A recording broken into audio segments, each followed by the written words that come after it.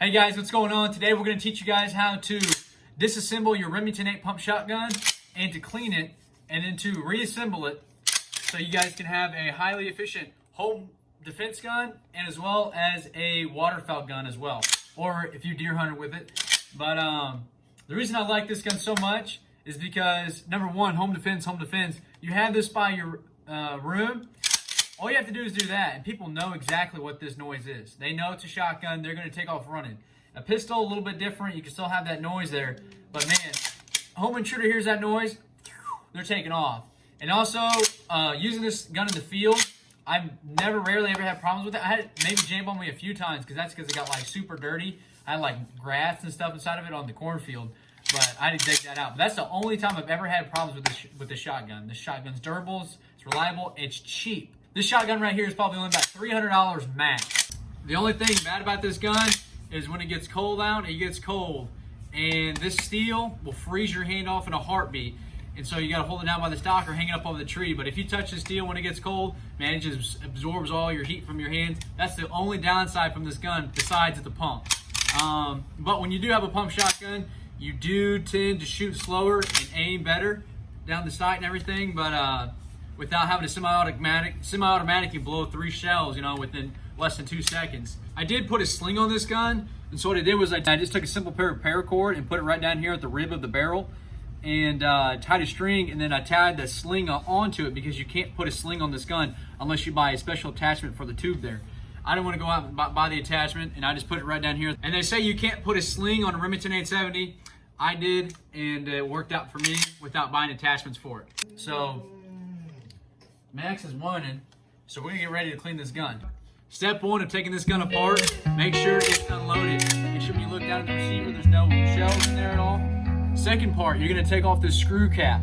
Once you take this screw cap off, put your finger, get ready for this plug. You're ready to shoot on out there. You can see the force behind it. If I would have had not my finger there, this plug would have shot out at tremendous speed. So that's the plug.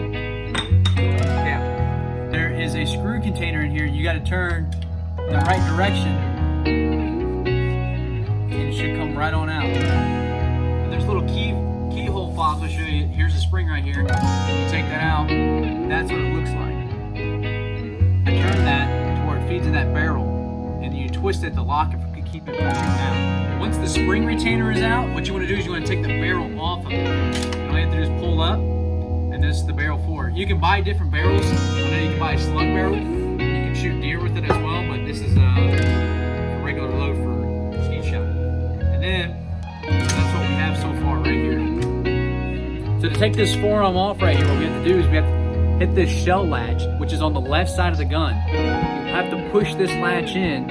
It's right in there, and you have to push that in. And then you have to pull up. I had to Google this because I couldn't figure out how to take this darn thing out. So as you push that in, whoop, the barrel comes out, and then the forearm comes out. So we have our bolt slider and our piece that goes underneath it, just like so.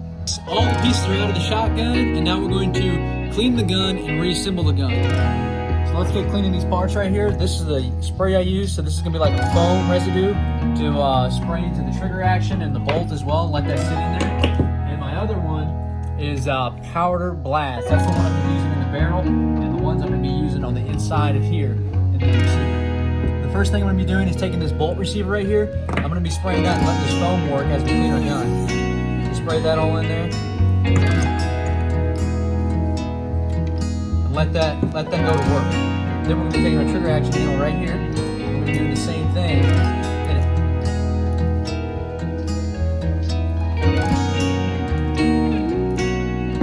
Let that sit. These guns get a lot of rust in there on the barrel, and we're going to make sure we clean that up pretty good. We spray that down as well.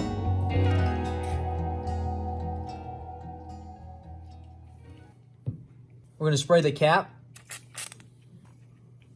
You can start to see where that gets rusted up in there real bad.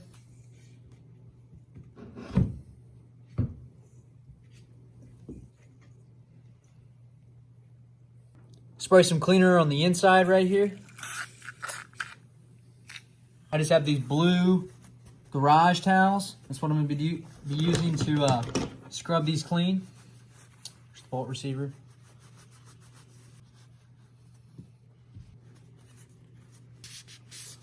That rust came right off with this foam spray here. This is what I use. I use T17 foam cleaning bore.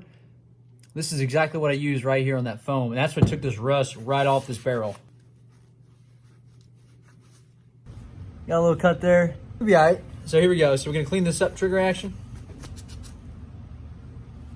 Brake fast, power blast to clean this barrel right here. All we're gonna do is we're gonna spray it down the end.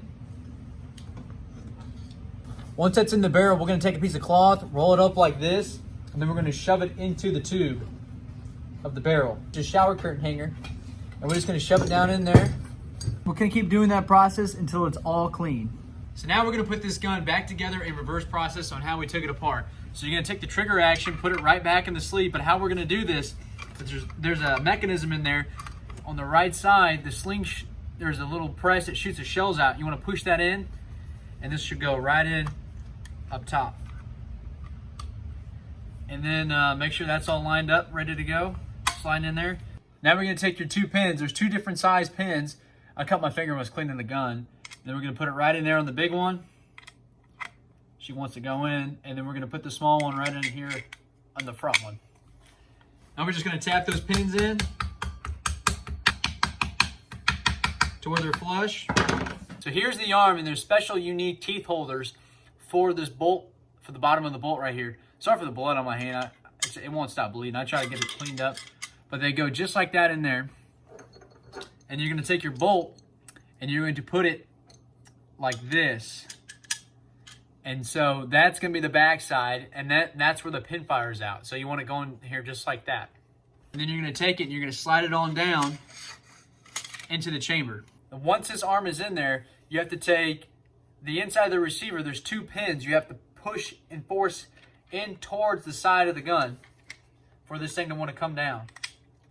That same pin that you took it to force it out, that same pin you pushed, you have to push it again to get this arm to come down, and it should lock right in. Next step is to drop the receiver down like that, the bolt carrier, and then you want to take the barrel and you want to just feed it in there like that, and it should just go nice and snug. And then your next step is to take the spring. The spring goes in first. Spring goes in first. Once that spring's in, then you take the cap receiver and you put it in there. And then you twist it to where it lines up flush with the grooves that are in here. And then you take your plug, put this plug back in, and then you put the cap back on. Once that cap's back on, she does sound nice. This sound is so universal. You can have it sitting right there by your bed. Someone breaks in at night. All you have to do is do that. And those people know what that noise is, and they're gonna take off running. Home defense, Remington 8-pump shotgun. By far one of the best shotguns out there in the market, mainly because it's so durable. And I certainly love it. The only downside of this gun is it gets cold. This gun gets absolutely freezing cold when you're sitting in there waterfowl hunting in the water. You got the wind blowing on you. I got blood stains all over this gun from my finger right there. I was cleaning the inside of the trigger here, but thanks for tuning in. I have other videos as well, how to set up Texas rig decoys, how to blow a duck call, and there's gonna be more videos to come on how I train my duck dog Max here. I've been pretty patient the entire time, and we'll catch you soon.